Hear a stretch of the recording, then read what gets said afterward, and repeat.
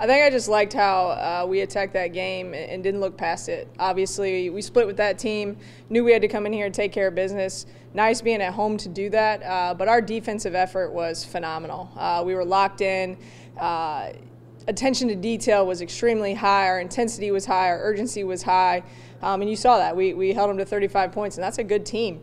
Good guards, good post players. On the flip side, we didn't play great offensively. We didn't play terrible either. Detroit takes you out of your game a little bit. They press. They pick you up, 90 feet. So it slowed us down a little bit.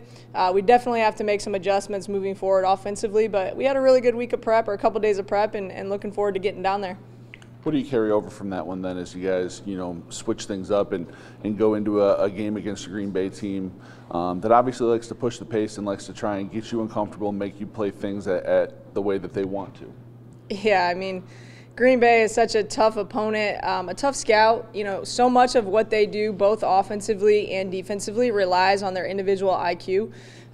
He allows them to make decisions on the fly. They're going to switch a lot of things. Their offense is very random. It's hard to scout. It's hard to prepare for. You kind of can scout it, but then to tell your girls, we don't know what's coming, just be prepared for all these different things. So we worked really hard on all those different actions and defending them. I feel good about where we're at. We played really well against them the second time, outside of that first quarter. Looking at that film, it was almost like a confidence booster seeing how poorly we played, because the girls were like, that's not even us. So once we went back, watched that film, and then got on the court, like I said, good week of prep, and our girls are excited to get down there. How much has this one been on your mind, for the entirety of the season? The same team, the same game, just a different feeling almost among the team, it seems like. Yeah, for sure. I think we've wanted this rematch. That game last year is extremely hard to watch. We played well, but then not well. We did some really silly things. We shot ourselves out of it. We settled for so many threes.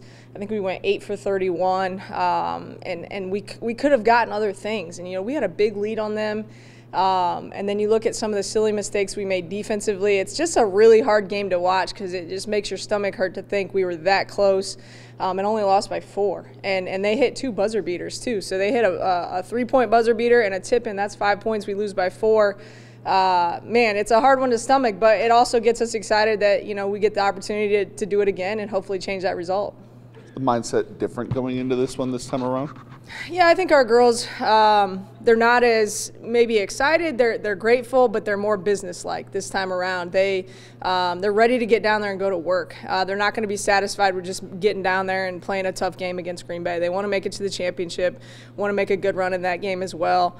We're playing good basketball right now. The experience we have on this team with our starters and really just everyone that returned from last year is there's a lot of depth there, and that experience is invaluable. And like I said, it is an amazing experience. We couldn't have scripted it any better to play the same team and hopefully get that revenge, and our girls are ready to go.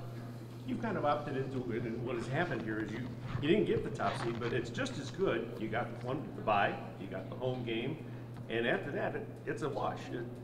Is it kind of like that way in your eyes too? Yeah, you work for that one of those top 4 seeds. You get the bye, you get the home game, and then you get down to Indy, and it's like everyone's good down there. I don't know who I would pick to play first, second, or third, in a semifinal and final game, because all 4 teams down there are playing really good basketball. All 4 teams have different strengths and are really good at different things. In my opinion, Green Bay is probably the most complete team. But, like I said, we've played just as well against them as we have the other 2. Yeah, like I said, we worked hard for that top 4 seed, and now we're putting ourselves in a position to go down there in the Final Four and hopefully make some noise. All right, you got. My guess is your tape discussion is three games this week. The 2 you played and the most recent one they played. Again, I'm talking about against Green Bay. Which one are you going to take more out of, or are you going to take a little bit out of all?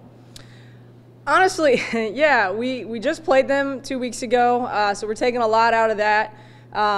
Have not taken a lot out of their most recent game against Youngstown. Youngstown did some weird things. They don't do a lot of the same things we do, so it didn't carry over as much. We're taking a lot from that Milwaukee game. They just lost to Milwaukee. Now, that's a rivalry game.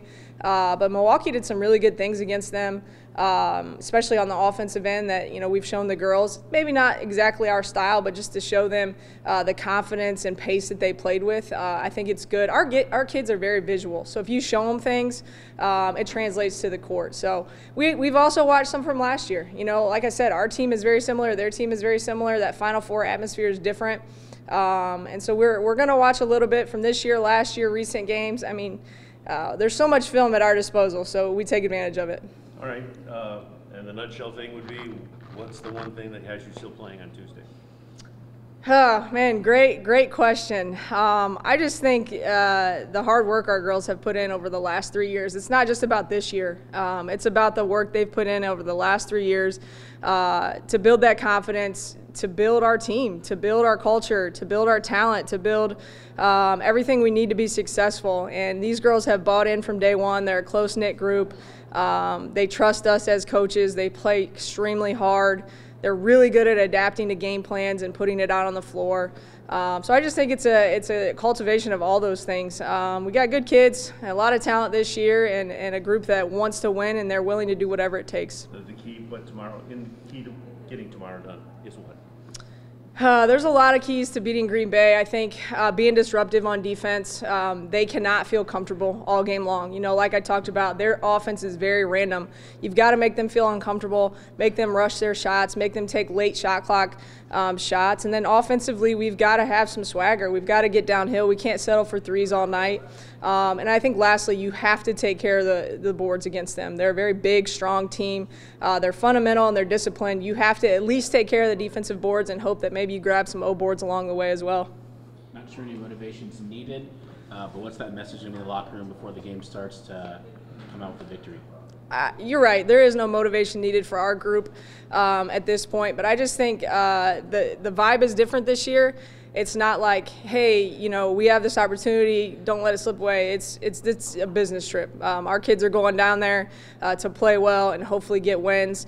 The motivation is there. The motivation to beat Green Bay has been there. Our girls have been talking about it all summer, all fall, all year, and we'll be ready to go. Going off that, you have been talking about getting to this particular game all year. Now that you're here, how do you make sure that they don't build it up in their minds and treat it like a normal basketball game? Yeah, I mean, that's a tough task, especially for our younger kids who haven't been here. You don't know how they're going to react. But I think our veterans are going to get their mind right. They've been great leaders for us all year long. They'll tell them, this is what we need to do. This is what you should expect. And they're going to lead the way. And like I said, I don't think it's a really cool atmosphere, big vibes down there, people, lights. They make it a huge production. But at the end of the day, when that ball goes up in the 40-minute start, our kids are going to lock in and be very businesslike.